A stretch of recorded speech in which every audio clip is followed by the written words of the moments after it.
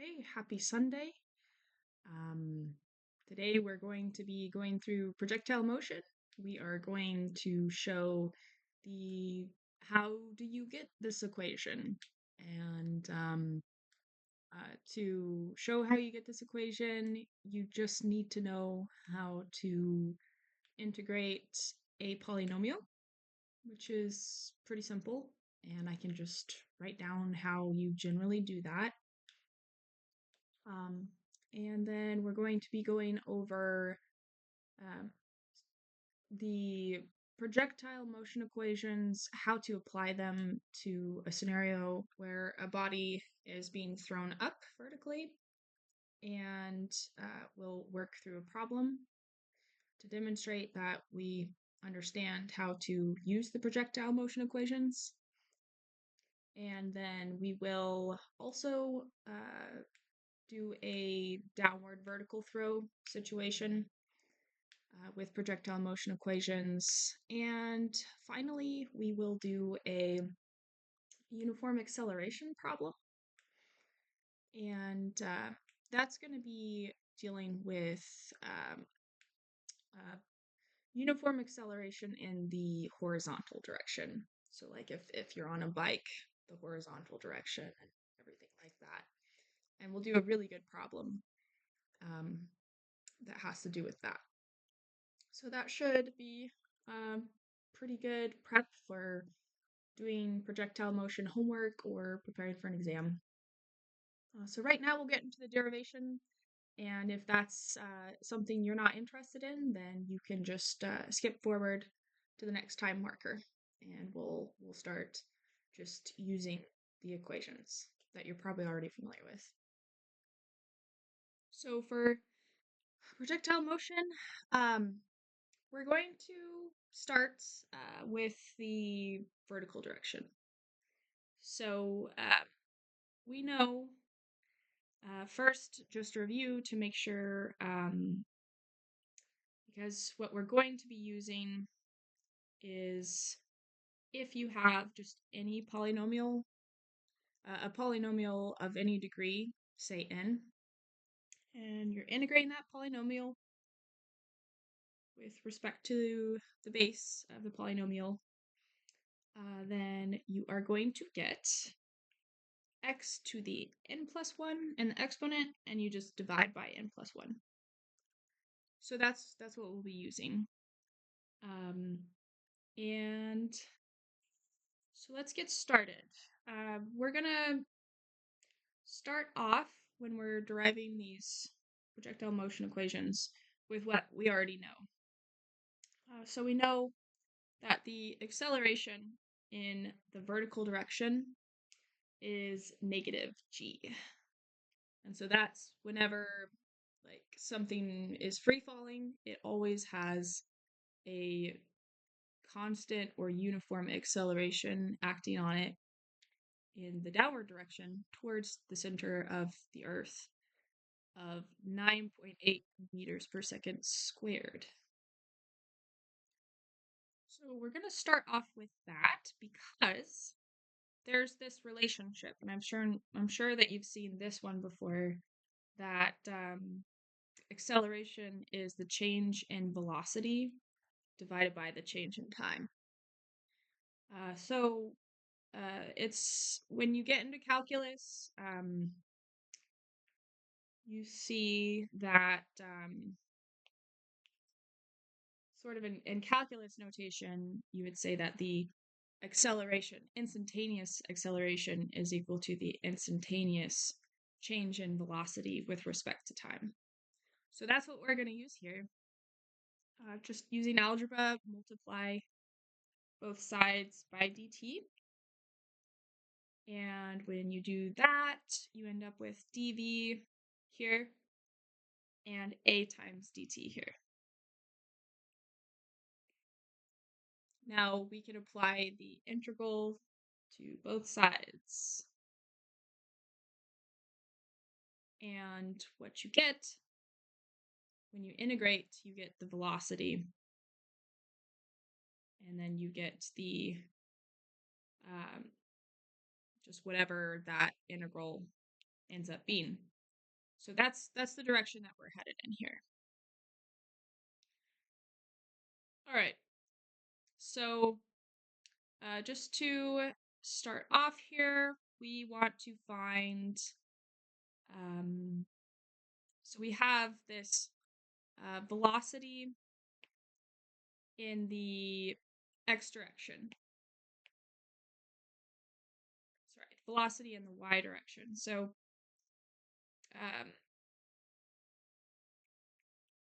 we're going to integrate that. And then we're going to integrate the acceleration in the y direction with respect to time. So whenever we have an integral and we have a definite integral here, because we know that we're going to be integrating acceleration and velocity over some interval of time. That's kind of the whole point. Is it's like you have this free-falling object, you toss it, and that's when time starts. So t is equal to 0 would be the beginning of time, and that's what you would choose for your lower bound for your integral. So that's where you're going to start integrating at, when t equals 0. And then where you will stop integrating at will just be wherever you want to evaluate the function. So say, you want the velocity after 6 seconds. You could put a 6 here, but we're gonna put a t because then we have the function as a function of time. So then we can put in any time that we want.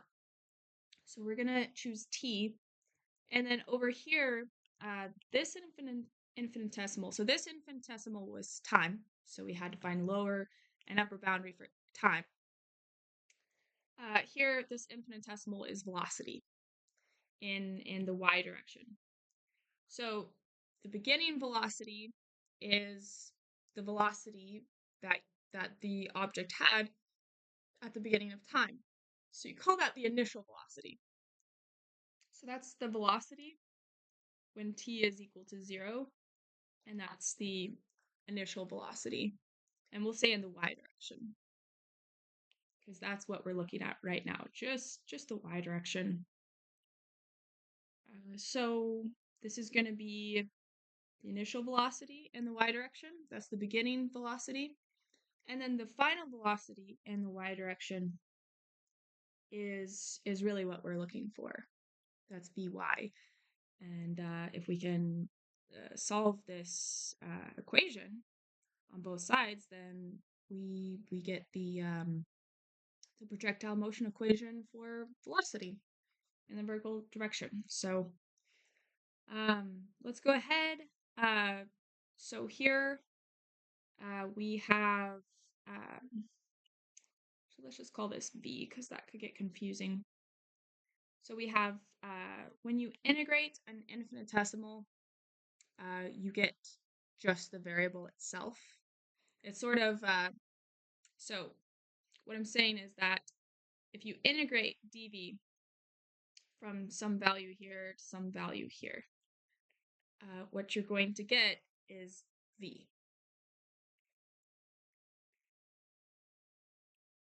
And the reason for that, if you like, you can think of it like, what if you had x to the 0 times the infinitesimal of x, and you wanted to integrate that? Well, if you use the formula that we showed, then you, and keep in mind x to the 0 is 1. So what you really see is this. But just say that you have like x to the 0. Then you have x to the 0 plus 1 divided by 0 plus 1, which is just x. And that would be evaluated at whatever upper and lower bound. So that's what I'm saying. That's what we're going to get here. We just have v, evaluated from the lower bound initial velocity to the final velocity, which is what we want to solve for in this case. And then for the right side, for the acceleration, this is a constant. So this is your negative g. This is your negative g. And that's from 0 to t. So when you take a constant and you integrate it with respect to the variable, you just get t. So similar to what we did over here, you have this infinitesimal, just becomes v. So you have this infinitesimal, it's going to become t when you integrate it. So you have negative g times t.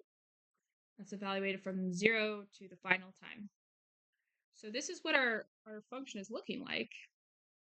So we'll go ahead and evaluate. We have Vy minus V naught is equal to negative g times t minus 0, which is just t.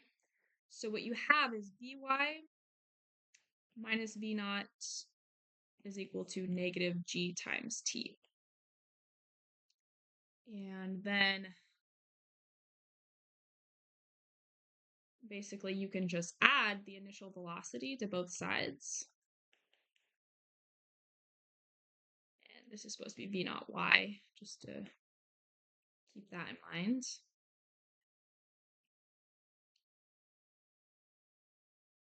So then what you end up with is the velocity is the initial velocity in the y direction minus the acceleration times time. And that is what you should be used to seeing in your textbooks. That's it.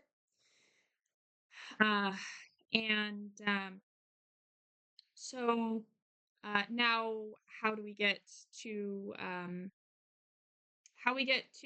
the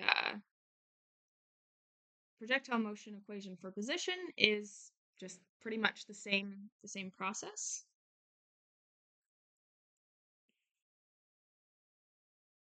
So we know that the velocity, instantaneous velocity at any value of time is equal to the instantaneous change in position with respect to time. And actually in this case, this is in the vertical direction. So we're going to do the same process of multiplying both sides by dt. And you are going to get, we're going to integrate just like we did last time. Right, so we have that the integral of velocity with respect to time is equal to the integral of that infinitesimal of position. So we know that since we're integrating with respect to time, the upper and lower boundary, the lower boundary is 0 seconds, the upper boundary is t seconds, whatever seconds. And then for the vertical position, we know that the beginning position is just going to be that vertical position that the projectile was at when time is at 0 seconds. So that's going to be, we'll say y naught is that initial position in the vertical direction. So there's y naught, that's your lower bound. And then your upper bound is what we want to solve for, which is y. And that's the final position. That's the position when we've evaluated for so many seconds in time. So we'll go ahead and evaluate this. So let's see, we know that Vy is what we just found is it's a constant. That's the initial velocity in the vertical direction. And then we have a negative constant times the first degree of time, dt. So that's what we're actually integrating. That's what we just got.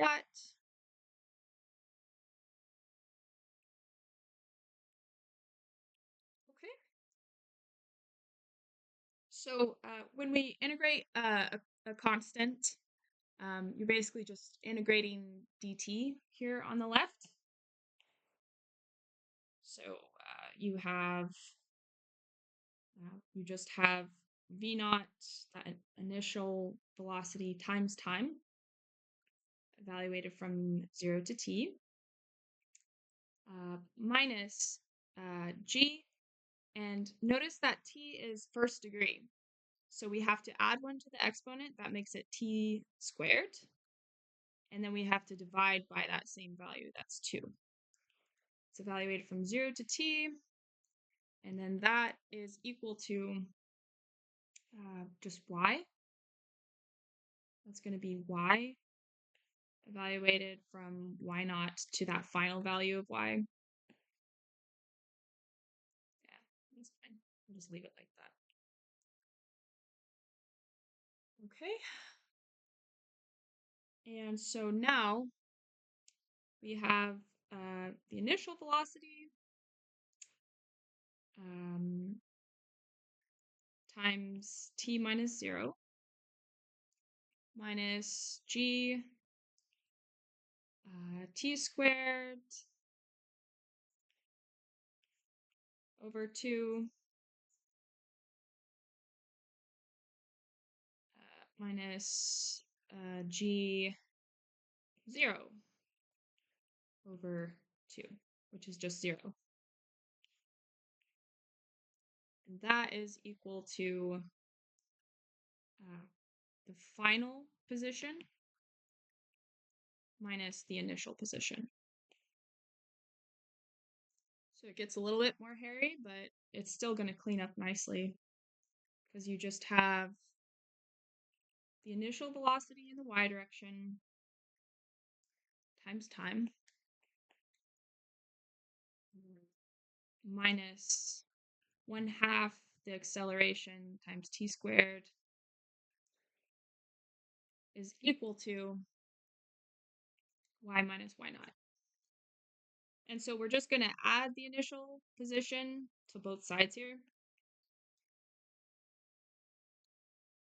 And I'll just get rid of everything we've done so far and just pull that back up. I'll leave that there. Bring you up here. Okay, and we can clean that up a little bit. So what you have is so I'm going to put y on this side now. Y is equal to, so you have the y naught, the initial position in the vertical direction that we added to both sides, plus the initial velocity in the y direction times time, minus 1/2 of the acceleration times time squared. And this should also be familiar. That should be another formula that you have and it makes sense and everything. Should be familiar. So now we have the acceleration, the velocity, and the position all in the y direction. And that we can bring to the next page because that's what we're going to be using to solve problems. Yeah, this looks like it's already here. So that's fine. Okay, never mind. Okay, so now we can do the same thing for the horizontal direction. Exact same thing, pretty much. The difference is that in the horizontal direction, so when you throw a ball, like it's imagine that at t equals 0 seconds, it has left your hand. As once the ball has before the ball left your hand, if you were throwing it, then you were giving that ball some acceleration. You were doing work on the ball, and you were causing it to accelerate. But as soon as it leaves your hand, that acceleration is no longer there. Now, there is a vertical acceleration that's going to be acting on this ball. I mean, assuming it has mass. And that's going to be pointing down. But in the horizontal direction, there's nothing. There's no interaction that is going to cause acceleration in the horizontal direction on this ball. There is in the vertical direction, and that's because of the gravitational force that the Earth is exerting on us, bringing us towards it. So that's, here we had that the acceleration was negative g, but for the horizontal, there's nothing there. As soon as it leaves your hand, there's nothing there. Now there's an initial velocity that was imparted to it, but the acceleration during this time from t equals 0 to t equals whatever seconds, there's no horizontal acceleration. Just a constant velocity if someone was throwing the ball. Okay, so that means that our acceleration that we're starting out with in the horizontal direction is just 0. Okay, so we are going to find the velocity in the horizontal direction. So that's going to be the initial velocity, and that's going to be the final velocity, both in the x direction. That's the lower and upper bound that we're integrating velocity over.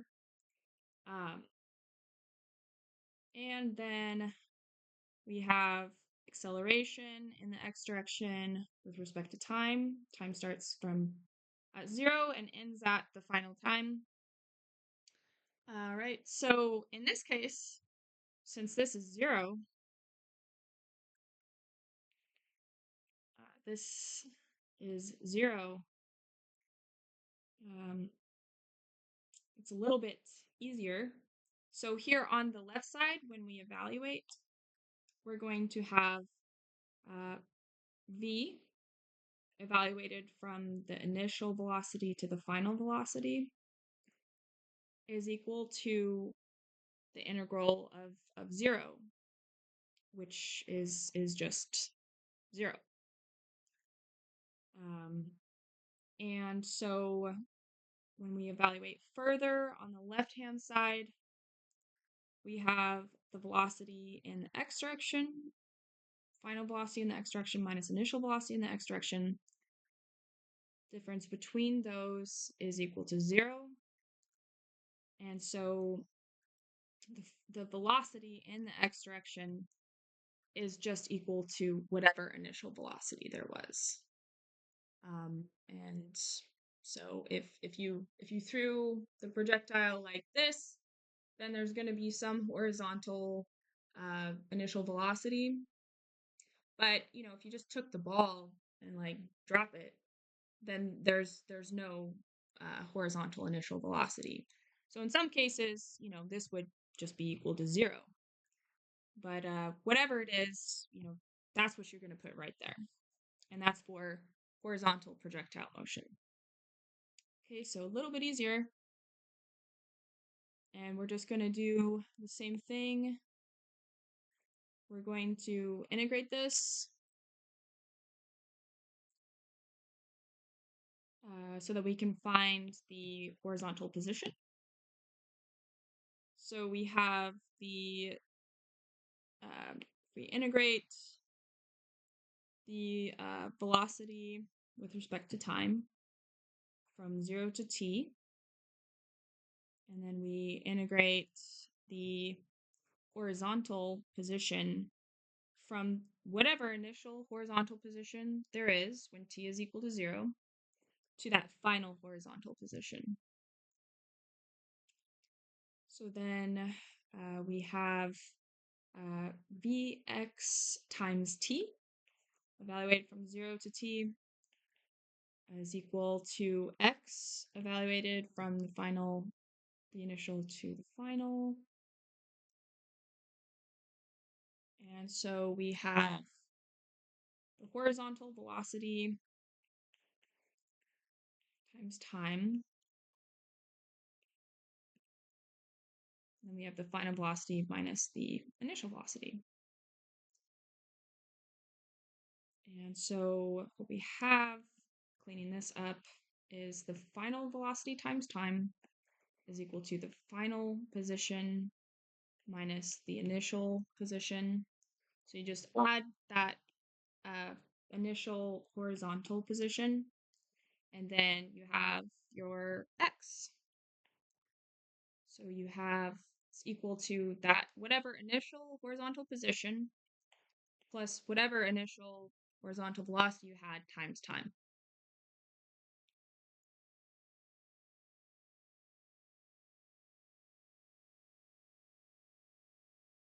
And that gives us our horizontal projectile motion equations. All right, so now we can move on and start working some problems with this. So I'll put the marker here just to show that we learned how to derive our projectile motion equations. And this one, it looks like, actually, there we go. There we go. We learned how to derive our projectile motion equations, and now we're going to be applying them to these problems. Okay, so the first sort of consideration for vertical motion is a downward throw. So say you have a ball and you're on top of a building and you're just going to throw it down. So the reason we can't blindly sort of apply these equations is because we have to think about the different situations that we could be in, and that's going to tell us how to apply them. So the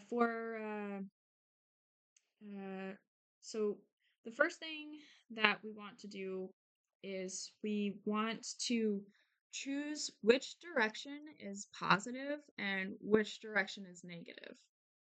And it might sound kind of silly because, of course, we know that like up is positive and down is negative. But sometimes it can be helpful to think of down as positive just because it's easier to calculate. And so I usually do when I'm doing problems like this. So obviously I know that acceleration is always going to be pointing down. And so I'm saying that for all values, for position, for velocity, and for acceleration, this is down is the positive direction. So that means that we have positive g is acceleration, positive vy is velocity, and positive y is position. So then with this kind of a problem, the basically the ball is going to sort of start off, we'll say, at whatever height this is. So this would be your lower bound or your initial position, and then this would be your final position. And that's because since down is positive, something that's higher is going to be less of a value than something that's lower. So when you start off with your object, whatever it is, we'll say that it has some initial velocity as we're throwing it down. So that velocity is going to be positive. That initial velocity is going to be positive.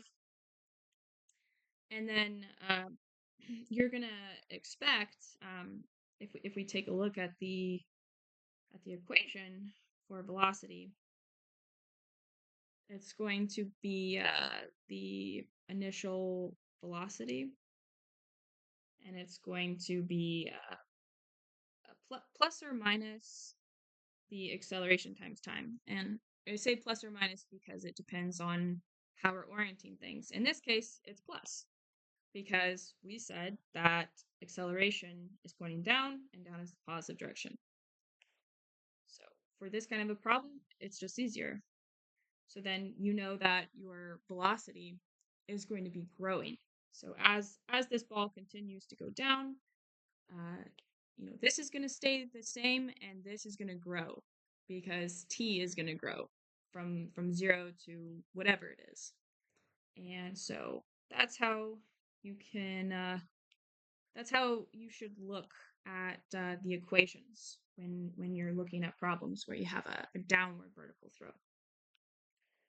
And similar for the position, this is going to be some initial value, and then the initial velocity times time, and then plus 1/2 g times t squared.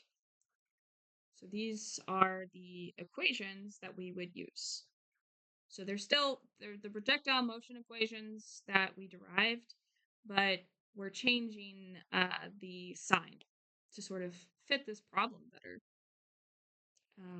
We're going to consider acceleration positive. So let's go ahead and yeah, we're gonna go ahead and solve a problem. So this problem says that Drake was standing on a skyscraper and threw a ball downwards with a speed of 4 meters per second squared. Sorry, 4 meters per second. So that, right off the bat, that's going to be our v naught y. That's our initial velocity in the vertical direction. So because, Drake is throwing the ball down, obviously we're going to use what we just had. So we're going to use these exact equations to solve this problem. Okay. And so Kendrick says that it took the ball 6 seconds to hit the ground. How tall was the skyscraper? So then that T, I'm going to call it TF for T final, 6 seconds.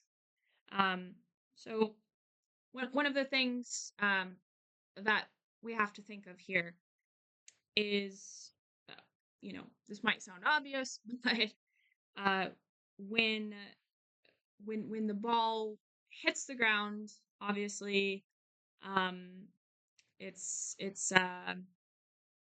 initial velocity is going to be whatever it is, but the final velocity is it's not going to be 0. Like when we talk about like the final time, that's not you're not counting that as when the ball hits the ground. You're counting it as right before the ball hits the ground. So we'll find that the final velocity is not going to be equal to 0. Just to get a feel physically for this. Okay, so how tall is a skyscraper? So obviously, how tall is a skyscraper? We're going to be using this vertical downward throw equation, projectile motion equation.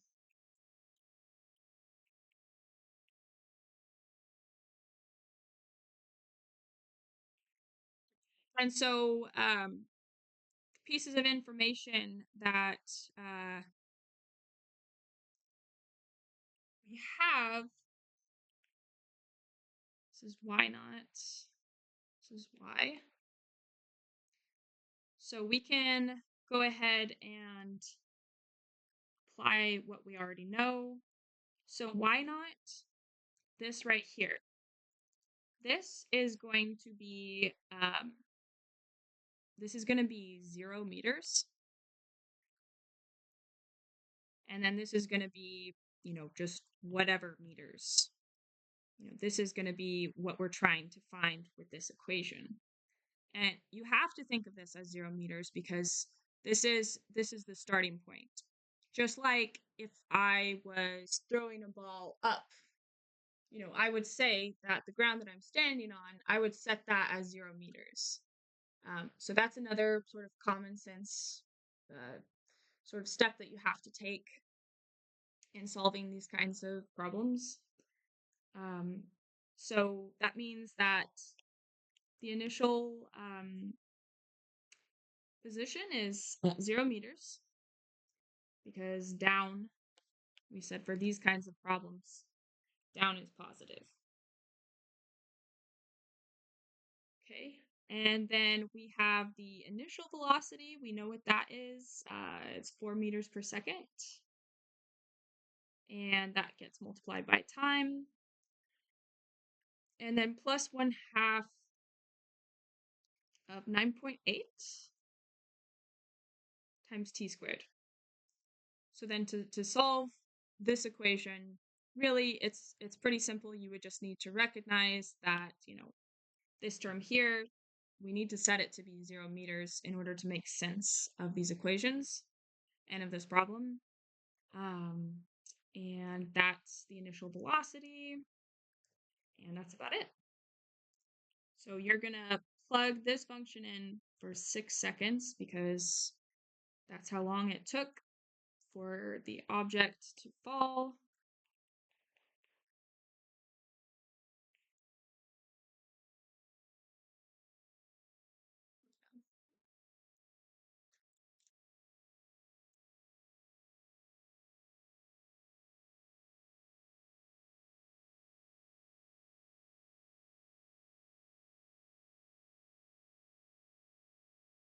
So that's 200.4 meters.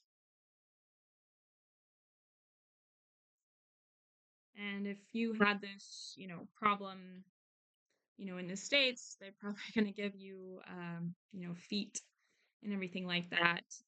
And you need to convert that into meters. If you have minutes or anything like that, you need to convert it into metric units before you apply these equations. So just make sure you're doing that.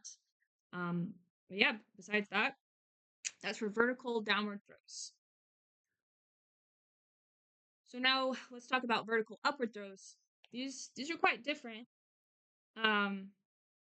You could say you could have the same setup. You could take a ball and you know that when you throw it upwards, it's going to have like an arc kind of.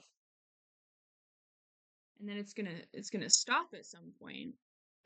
The gravitational acceleration is going to accumulate and overcome that initial vertical velocity. And at that moment of t, that's when it stops going up. It stops in general. And you're going to come back down. At some point, you'll be on the same level as where you threw it. And then at some point, it's going down.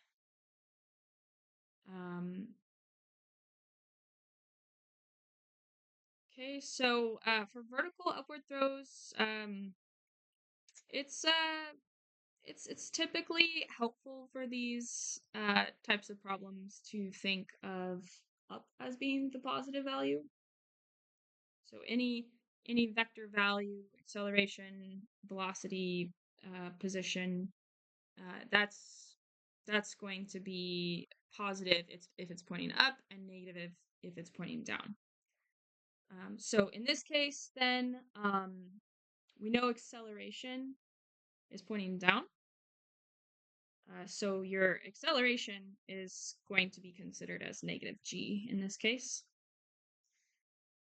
And then your your initial velocity that you impart to this ball or whatever as you throw it up, that's going to be considered, it's going to be considered positive if you're throwing it upwards.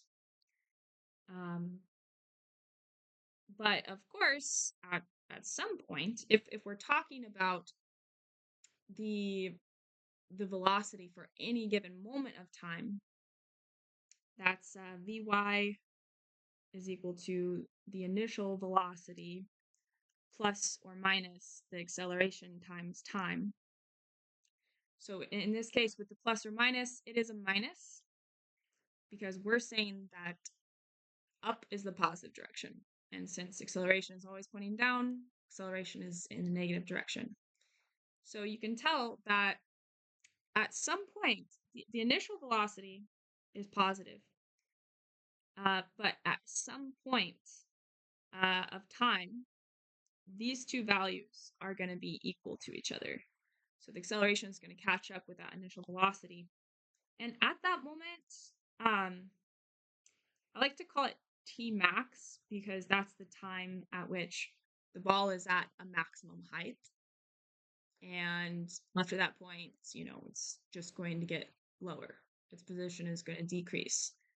And important sort of problem solving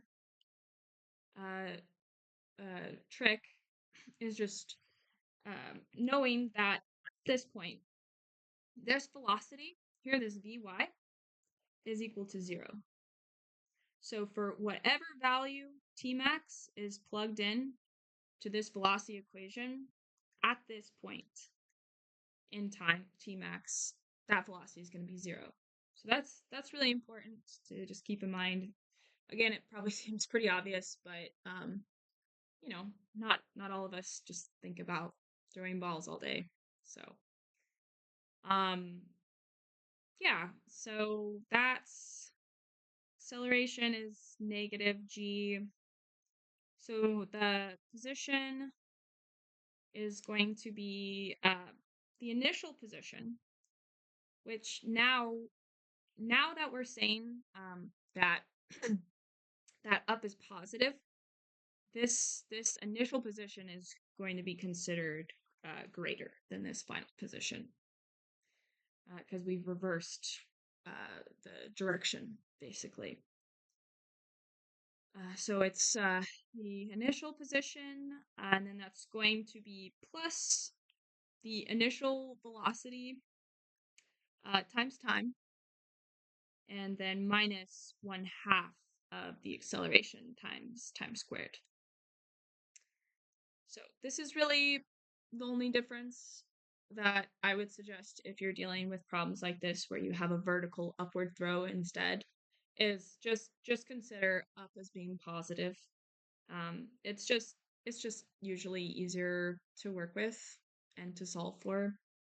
Kind of makes a little more sense too.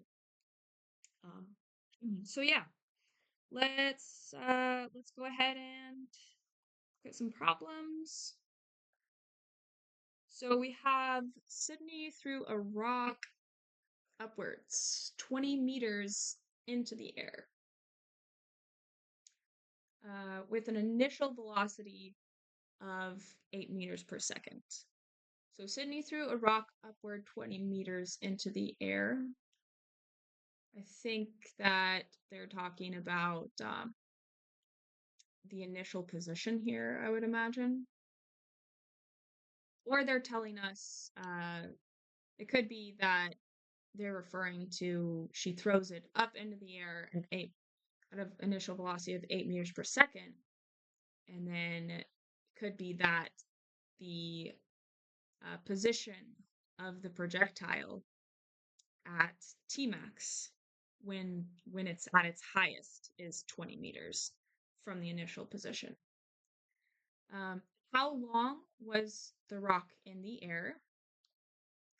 And what was the final velocity of the rock when it hit the ground? Okay. So we threw the rock 20 meters into the air.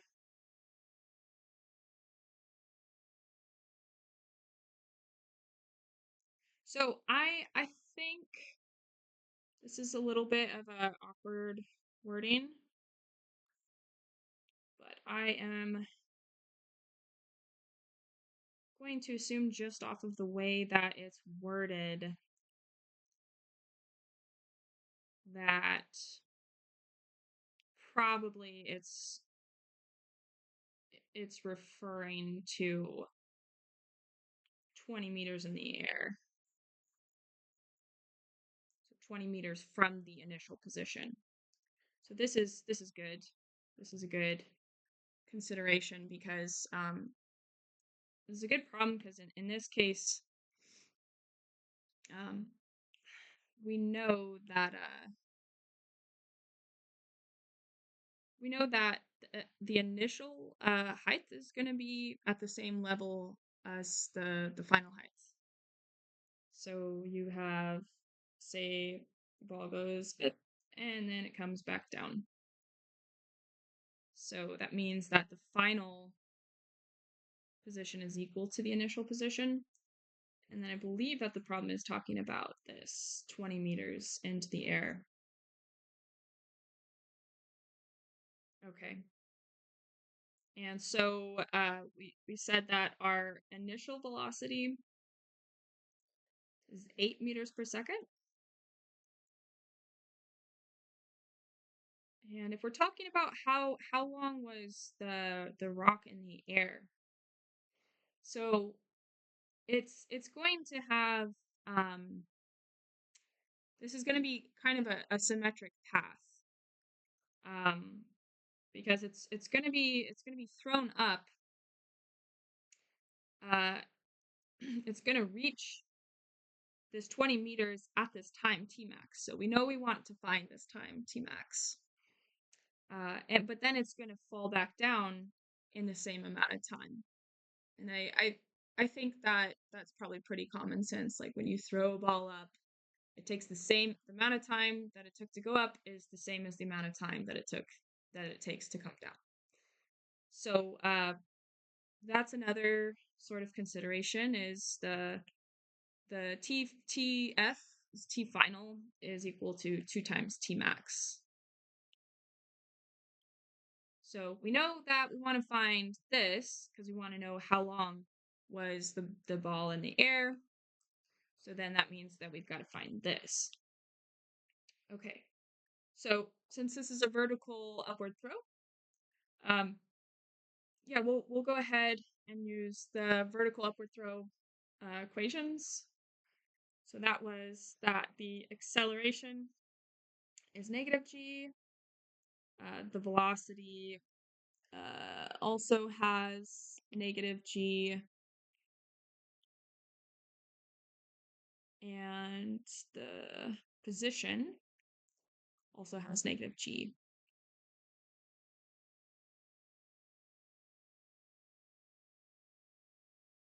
Okay. So one thing that I see here, since they gave us the initial velocity, and we want to find the time at which the ball is highest, we know that this is going to be 0 when we're at Tmax. So we're going to use that first. So we're bringing this down. And we're saying that at the very top here at Tmax, this ball has a velocity of 0. And that's because the initial velocity and the acceleration times the time, they become equal at that time, at that exact instance in time. So we have 0 velocity is equal to the initial upward velocity minus g times T max, because that's the specific time that we're trying to solve for. So I'm just going to add this g times T max to both sides. And you're going to have the you're going to have 9.8 times T max is equal to the initial velocity, which is 8 meters per second. So then T max is equal to 8 meters per second divided by 9.8 meters per second squared, which comes out to seconds. So you have 8 divided by 9.8, which is, I don't know, just some fraction. Like 0.82, we'll say, seconds.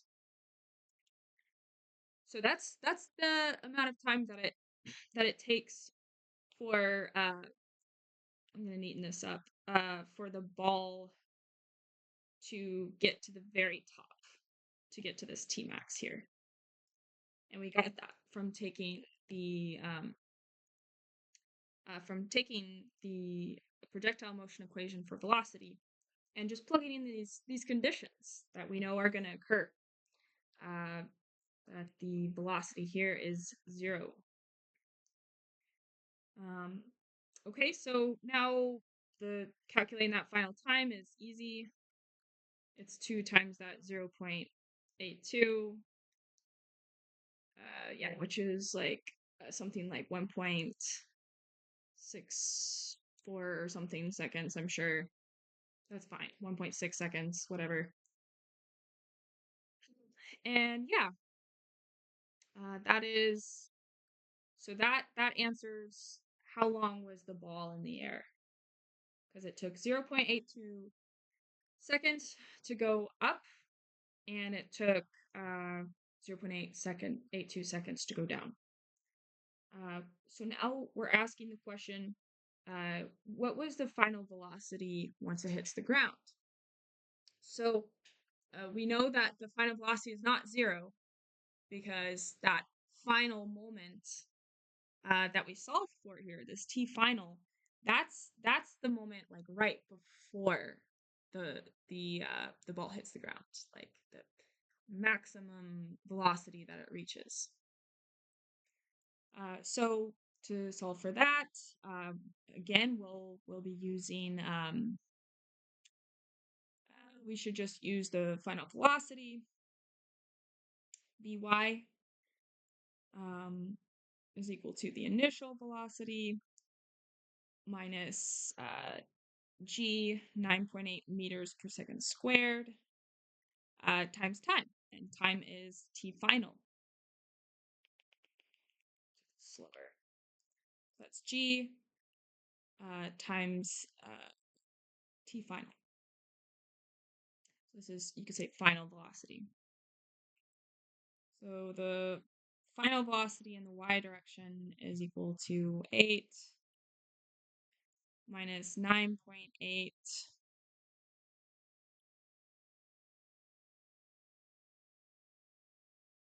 times this 1.6 seconds. And it's going to be off by a little bit, but what you should see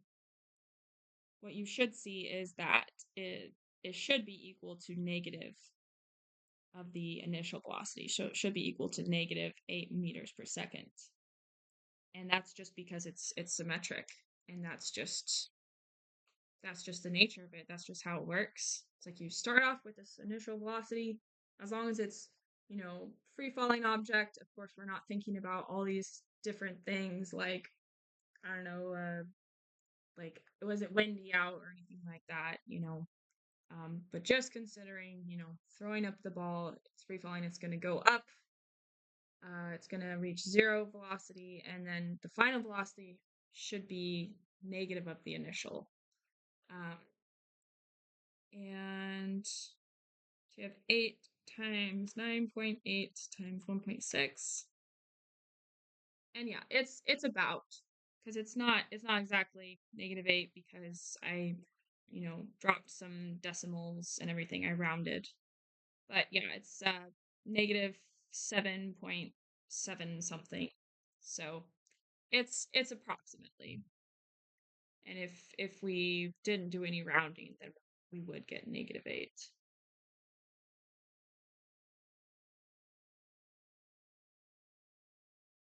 So yeah, that answers that question. The final velocity is negative of the initial velocity, and the time that it took to travel is about 1.6 seconds. So the next topic is uniform acceleration. So um, here it'd probably be good for us to talk about like horizontal motion. We said that the horizontal projectile motion equations are, we know that the acceleration in the horizontal direction is 0. Um, and we know that the velocity in the horizontal direction is just that initial velocity, at plus or minus what we would call uniform or constant acceleration. So basically, like a x, this acceleration in the x direction. If we're talking about like if we're talking about throwing a ball, it's going to be 0. But if we're talking about, I don't know, like what if the ball had a rocket on it or something that had a made sure that the ball accelerates at, you know, 2 meters per second squared, right? So that would be uniform acceleration in the horizontal direction. So kind of don't want to say that it's 0 because in some problems it's not going to be 0. So I'll just say that, you know, the horizontal acceleration is just whatever it is. If you're throwing a ball, it's going to be 0, or for any free falling object. So we'll say the initial velocity. Um, I guess for the problems that we're doing, there aren't any rockets, so we'll just stick with this. So the horizontal acceleration is 0. The horizontal velocity is just whatever the initial horizontal velocity is. And then, yeah, the position is just the initial position plus that initial velocity times time. And again, all of this is going to be plus or minus just based on which direction is positive or negative. Typically with horizontal motion, you're just always going to pick the right to be positive. It's pretty rare that you don't. So that's why I have it as positive here, because then the initial velocity would be positive and everything.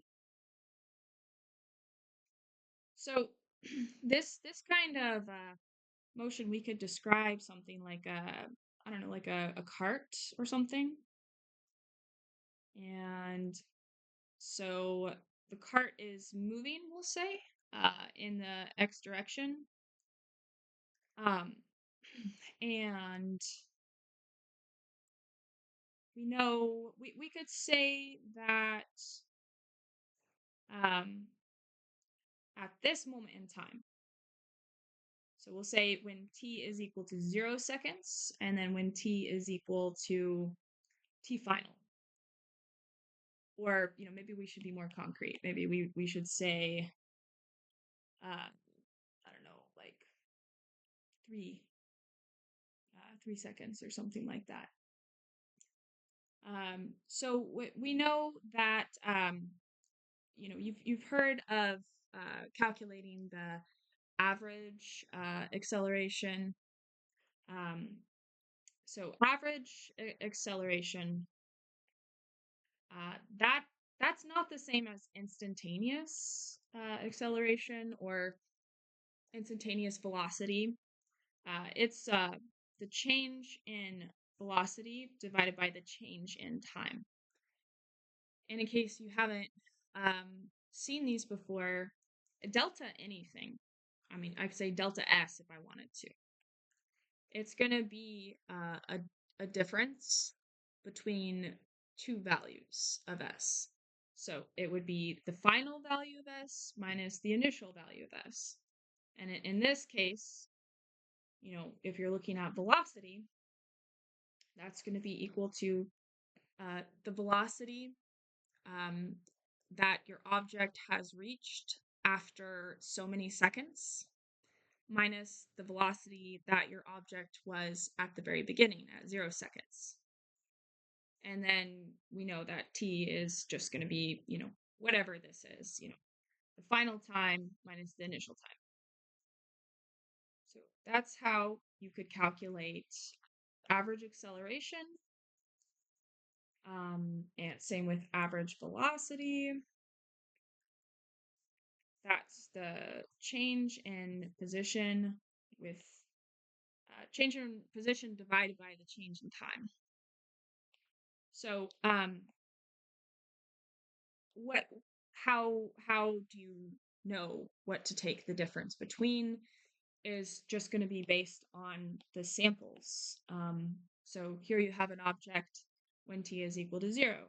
So let's make this like a point. So you have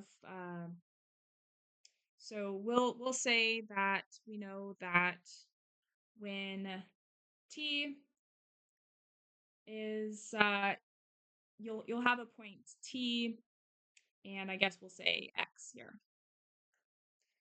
And this is t1 and this is x1. So this is the position when t is at 0 seconds and t at 0 seconds. So this is your first point. So you have 0 seconds here. And then we'll say that this is at 0 meters. Because we are beginning this this motion. So typically, wherever we started, we're going to say 0 meters. So this would be one of your points. This would be this t initial, sort of. This point would. And so here's your t final, t2. So this is, and we'll say that this is some initial velocity.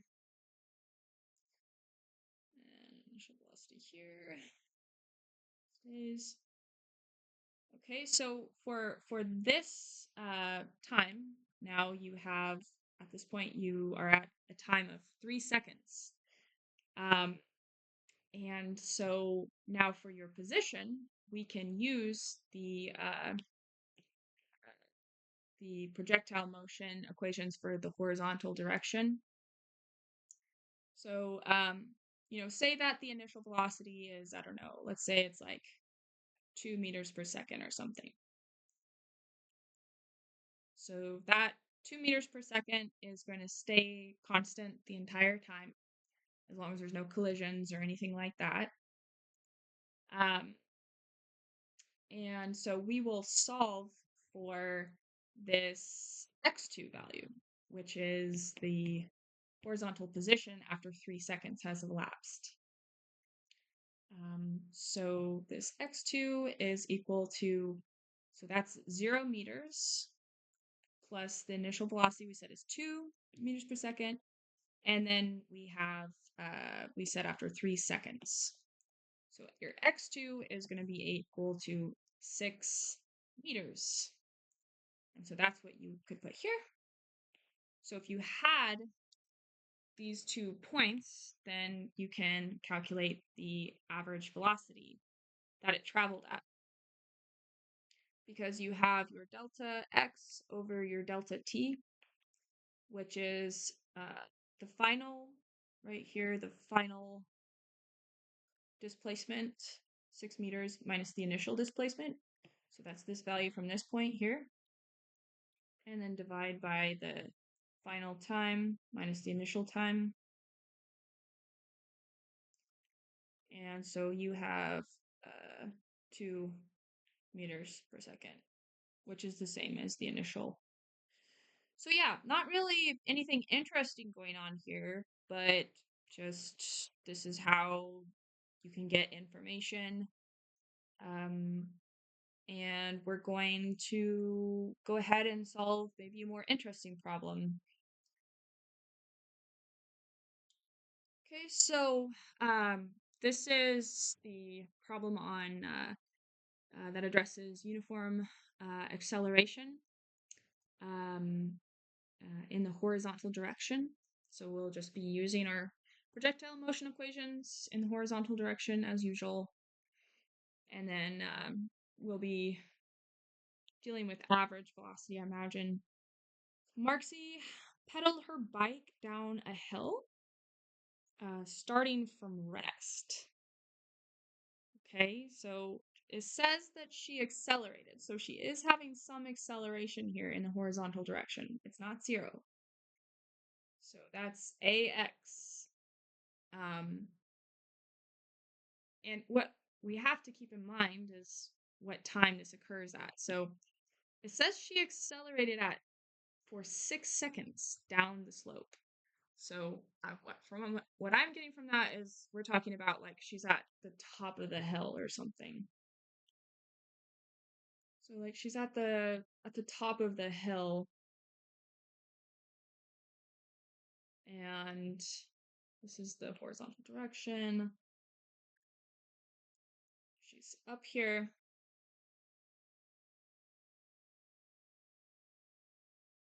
Where's your bike? So we're talking like right here, basically. So there's a point that's interesting here, which is when she's not moving at all. And then it sounds like she's accelerating for 6 seconds. So there's another, this is a good problem because it shows that there's different types of motion. Because here now she's accelerating,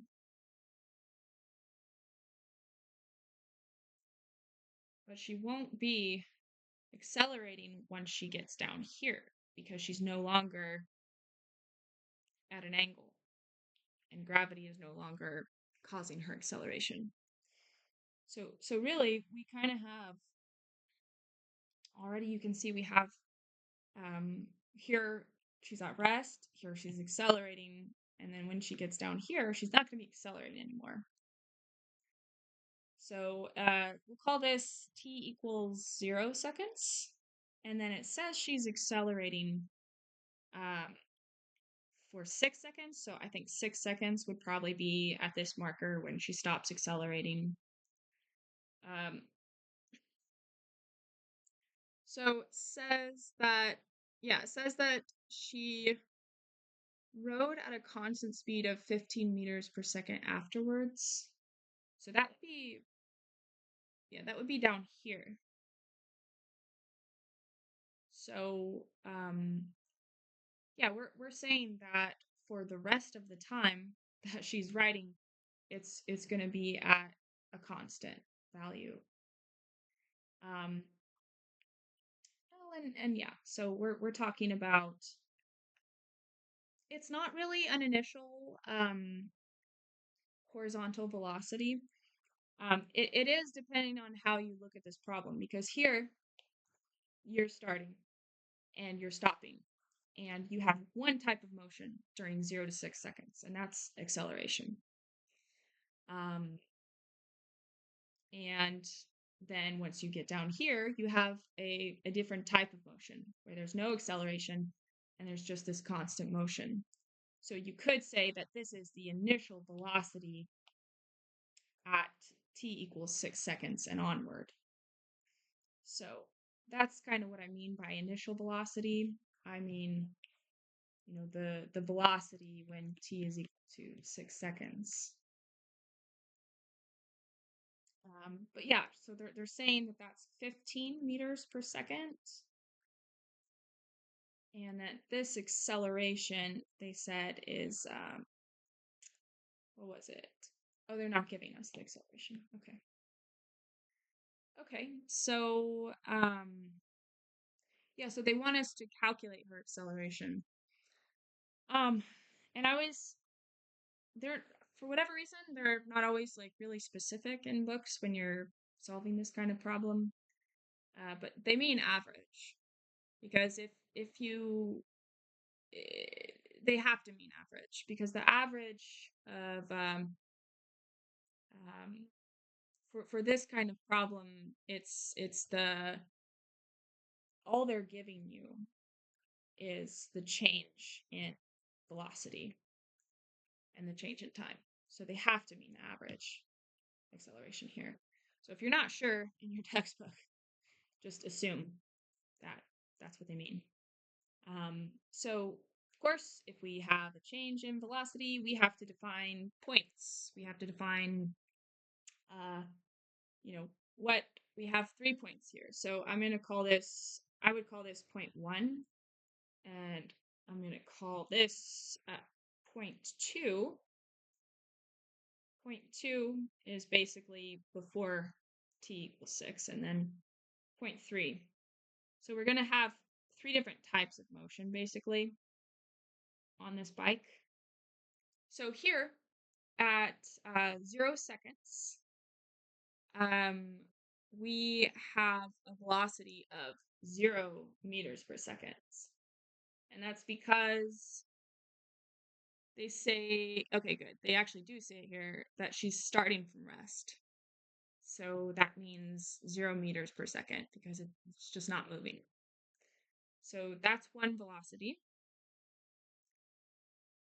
So that's one. And then down here, when the bike reaches the bottom of the hill, we're at 6 seconds in time. And then what we need to do is we need to calculate this velocity. Well, and actually, at 6 seconds, the velocity is 15 meters per second. That's what they told us right here. That she's going down this hill, accelerating, find that acceleration. We know that she is at 0 velocity here. Well, here they told us she's at 15 meters per second velocity at a constant speed of 15 meters per second afterwards.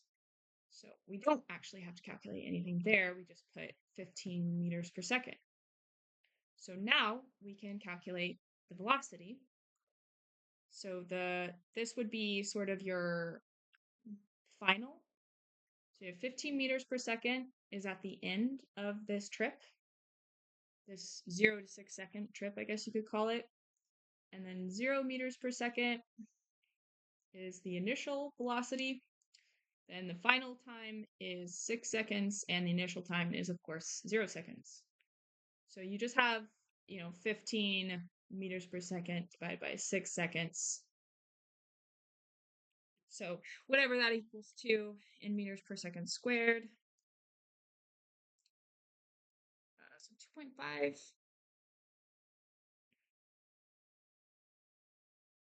Yeah, so that is the answer to that question. Her acceleration was 2.5 meters per second squared.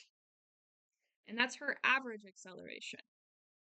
Of course, we know that in reality, when you're accelerating in real life, like it's not going to stay constant like that. But when you only have 2 points of information, that's what you do. Velocity here, time here, time here.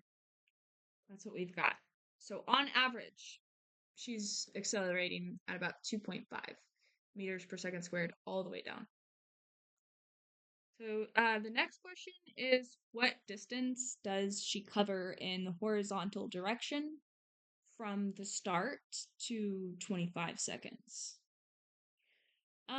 So this is when we actually start using our projectile motion equations.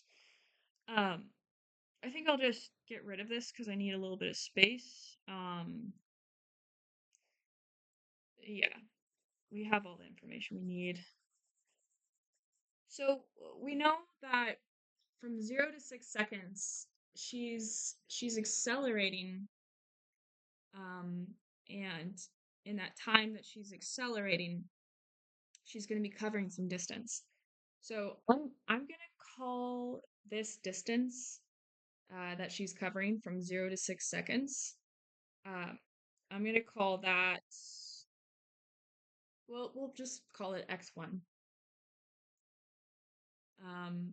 And so to calculate that distance, we are just going to use our regular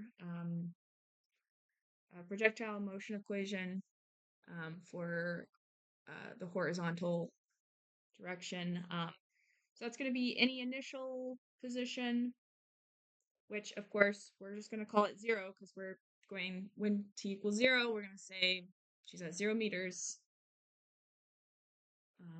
She's starting from the beginning basically. And then plus any initial velocity that she had times time, and we can stop there because we know that she didn't have any initial velocity because she started from rest.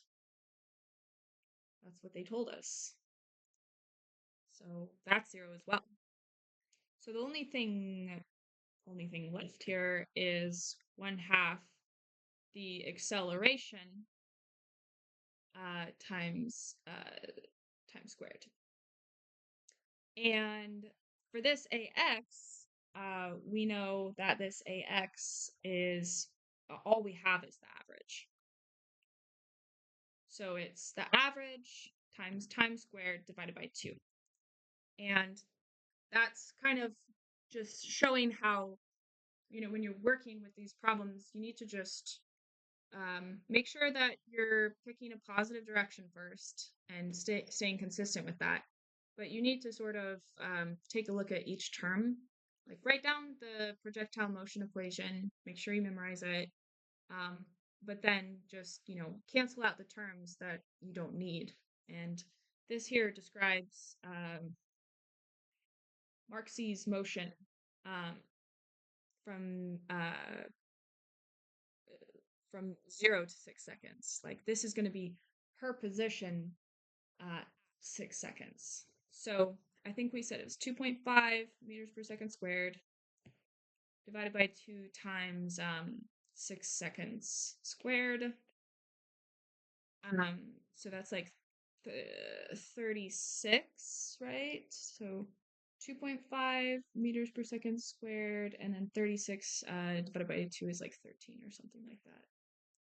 Or no, sorry, 18. Okay.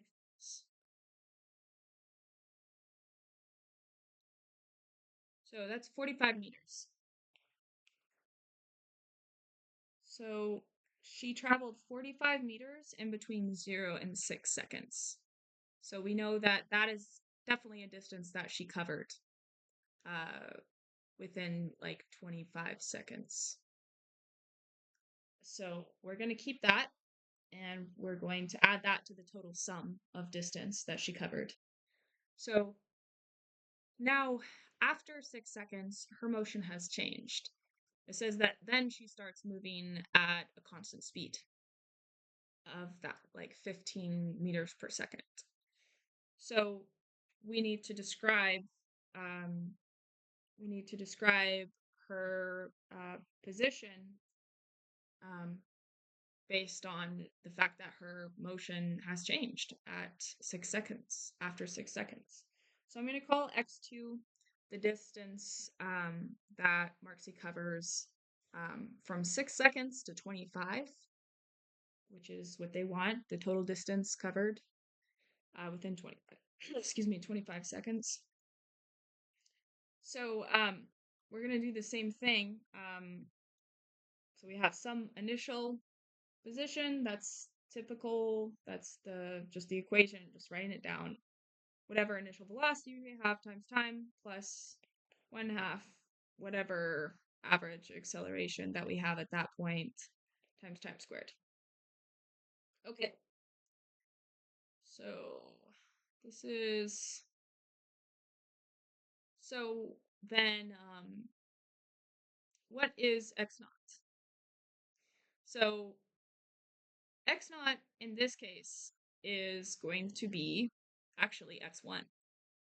And the reason for that is that this initial distance, the initial depends on what is your start time and what is your end time.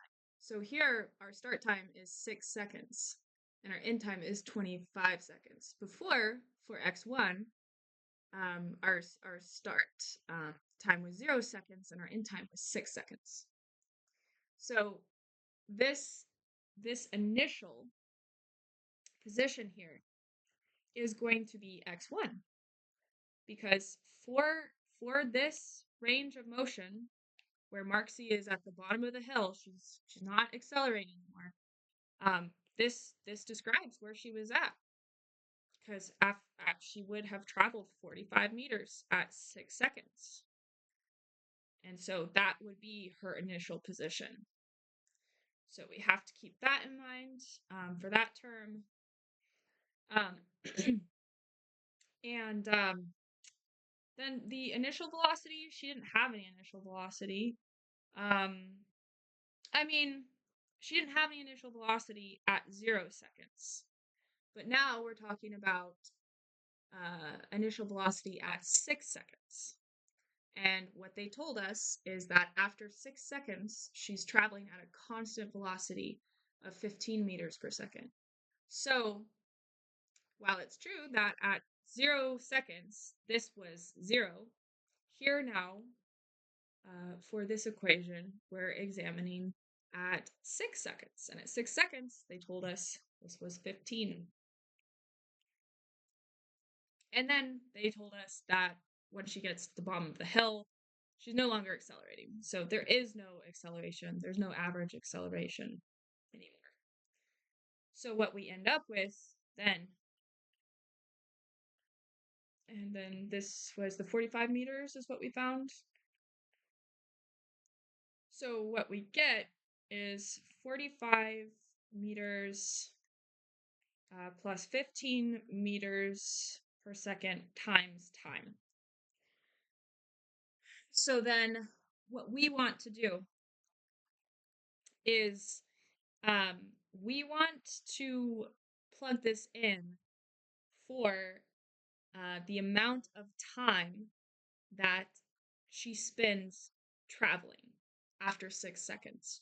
So we're not going to plug this in for 25 seconds, because that wouldn't make any sense. They're asking for the total distance traveled from 0 to 25 seconds. We figured out what the distance traveled was from 0 to 6 seconds. It was 45 meters. This equation is to calculate the distance traveled from 6 seconds to 25 seconds. So the amount of seconds, then, that Marcy is traveling with this type of motion is not 25 seconds. It's 25 minus 6 seconds. So this, I'll call it T2, is equal to the final time, I guess 25 seconds, minus the initial time. So T2 is equal to the 25 seconds minus the time that we already traveled, which is 6 seconds. So what we're going to use is 19 seconds. And hopefully that makes sense and is pretty like common sense, because, you know, when she's at the bottom of the hill, she's not traveling for 25 seconds after that point. She's traveling until she gets to 25 seconds, which is 19 seconds, because at that point she's already been traveling for 6. So hopefully that makes sense.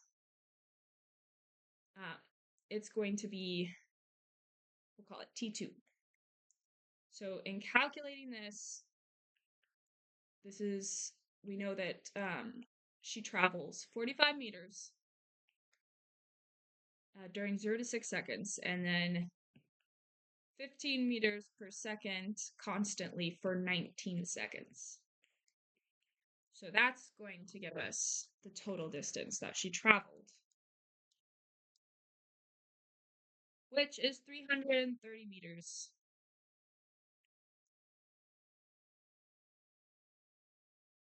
So that would be your answer right there. She traveled for 330 meters, and her average acceleration was, I think it was 2.5. So hopefully that is helpful. The first video I made of this was awful. I'm going to delete it. If there's anything that wasn't clear, please let me know, but I hope that helps you. Have a good day.